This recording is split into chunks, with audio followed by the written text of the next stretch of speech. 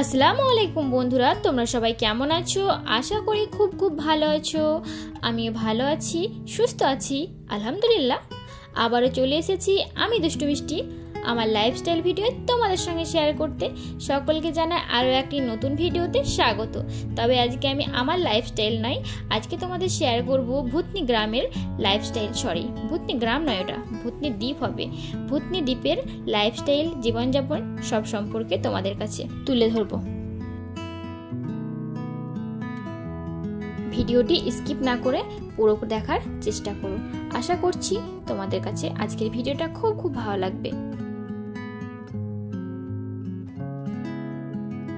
বর্তমানে আমি এখন দাঁড়িয়ে আছি পশ্চিমবঙ্গের মালদা জেলার ভূতনি দ্বীপে, যেখানে প্রতি বছর বর্ষা এলেই নদীর ভয়ঙ্কর রূপ দেখা যায়। সেখানকার অবস্থা অত্যন্ত খারাপ হয়ে যায়।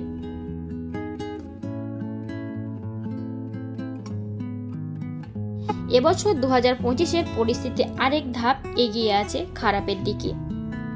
এই ভিডিওতে আমরা দেখব কিভাবে গঙ্গার বানে ভেঙে পড়েছে মানুষের স্বপ্ন, ঘর বাড়ি আর জীবিকা।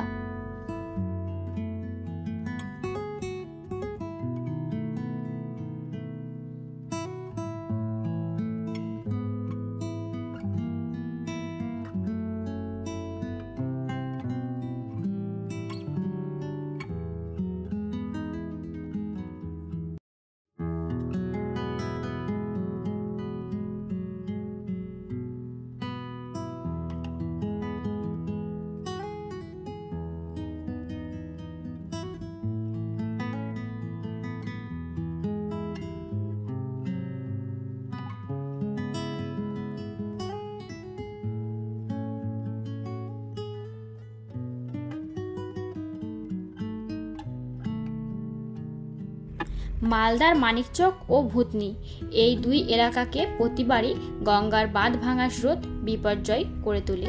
ভূতনি আসলে গঙ্গার মধ্যে থাকা একটি দ্বীপ, যার চারিপাশে নদী দিয়ে ঘেরা।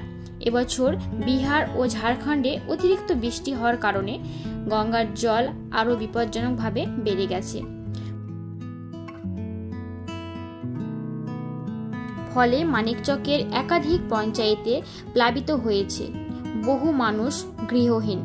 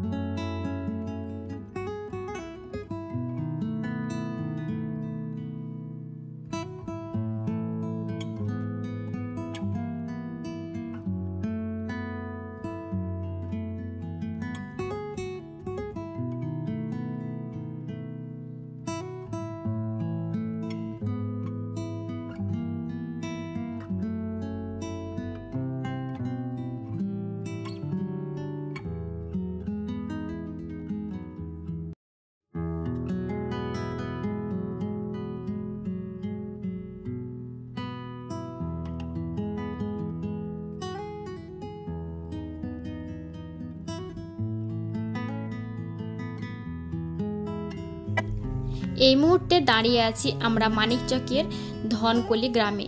এখানে প্রায় 300টি পরিবার ঘর ছেড়ে নদীর পাড়ে, স্কুলে, উঁচু জমিতে আশ্রয় নিয়েছে। অনেকেই বলছেন ঘর গেছে, জায়গা ভেঙে গেছে, কি করব, 3বার বাঁধ বানাইছে, 3বার বাঁধ ভেঙে গেছে। সেখানকার অনেক মানুষের ছোট ছোট বাচ্চা, রান্না করার জায়গা নেই, খাবার নেই, কোনো কিছুই ঠিক মতো তাদের কাছে পৌঁছাচ্ছে না।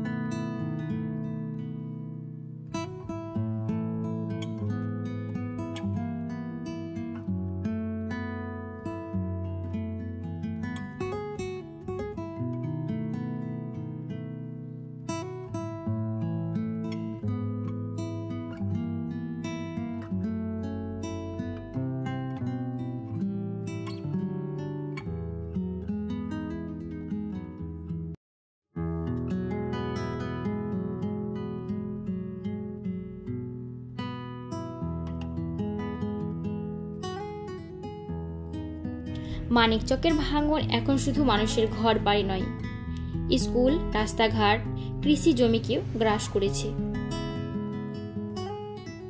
প্রতি বছরের একই ছবি, অথচ দীর্ঘস্থায়ী কোনো সমাধান নেই এখানে। এখানকার কিছু মানুষের সঙ্গে কথা বলে বুঝতে পারলাম, তাদের বক্তব্য, এই নদী আমাদের ভাত দেয়, আবার ছিনিয়েও নেয়। সরকার যদি একটু ভালোভাবে বাঁধটা করে দিত, তাহলে আমরা নিশ্চয়ই বেঁচে যেতাম। কোথাও না কোথাও কথাটা শুনে আমার একদম মন ছুঁয়ে গেল এবং ভেতরটা কান্নায় ভেঙে গেল।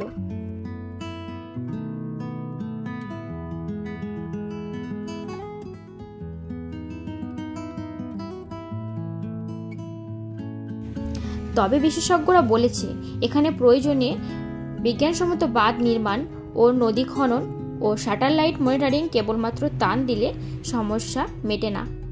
এখানে দরকার টেকসই পরিকল্পনা।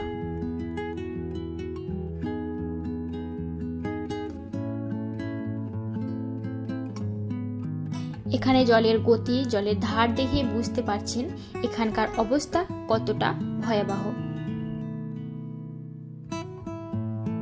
এখানকার মানুষেরা বস্তায় বস্তায় মাটি ভরে দড়ি দিয়ে বেঁধেও নিজেদেরকে রক্ষা করতে পারছেন না।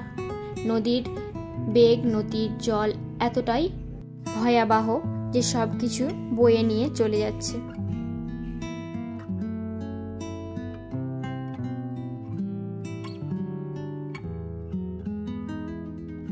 বন্ধুরা, এই ভিডিও করার উদ্দেশ্য শুধু পরিস্থিতি তুলে ধরা নয়, বরং প্রশাসন ও সমাজের দৃষ্টি আকর্ষণ করা।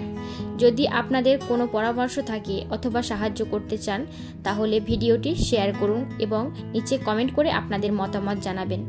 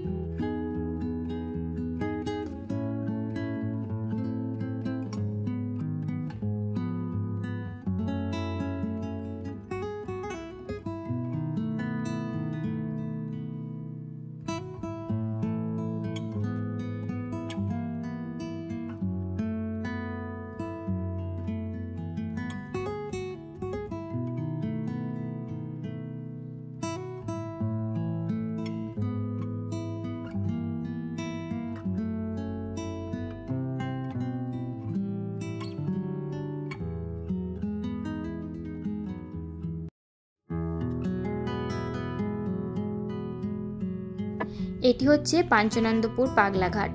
সেখানে আমি গিয়েছিলাম, তাই সেখানকার কিছু ভিডিও ফুটেজ আপনাদের সঙ্গে তুলে ধরলাম।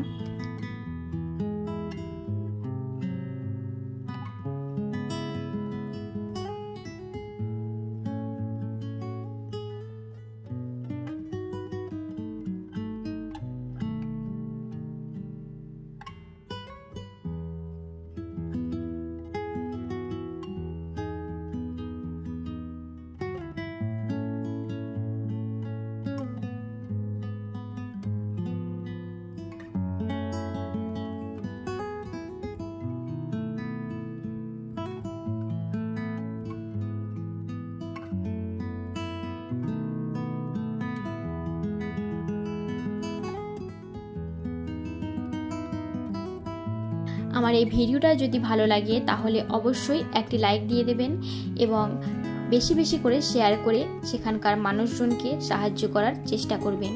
আর হ্যাঁ, অবশ্যই কমেন্ট করে জানাতে ভুলবেন না কেমন হয়েছে। এরকম নিত্য নতুন ভিডিও দেখতে চাইলে আমার চ্যানেলটাকে সাবস্ক্রাইব করে পাশে থাকবেন এবং পাশে থাকা বেল আইকনটি বাজিয়ে দেবেন। এতে করে আমার ভিডিও ছাড়ার সঙ্গে সঙ্গে আপনি নোটিফিকেশনের মাধ্যমে পেয়ে যাবেন। আর যদি ফেসবুক পেজ থেকে দেখে থাকেন তাহলে অবশ্যই আমার পেজটা ফলো দিয়ে পাশে থাকবেন।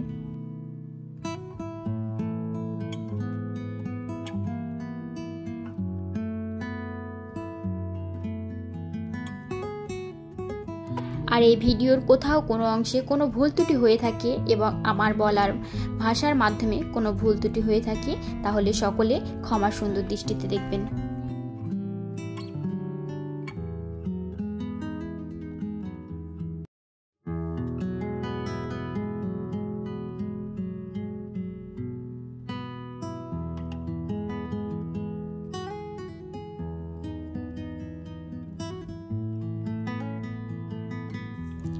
ভিডিওটা আর বেশি বড় করছি না, আজকের মতো বিদায় নিচ্ছি। আমি দুষ্টু মিষ্টি। দেখা হচ্ছে পরবর্তী একটি ভিডিওতে। ততক্ষণের জন্য সবাই ভালো থাকবেন, সুস্থ থাকবেন, নিরাপদ স্থানে থাকবেন আর আমার জন্য বেশি বেশি করে দোয়া করবেন। আর এই বন্যায় ভেসে যাওয়া মানুষদের জন্য বেশি বেশি করে দোয়া করবেন। আসসালামু আলাইকুম। আল্লাহ হাফেজ। ফি আমিন আল্লাহ।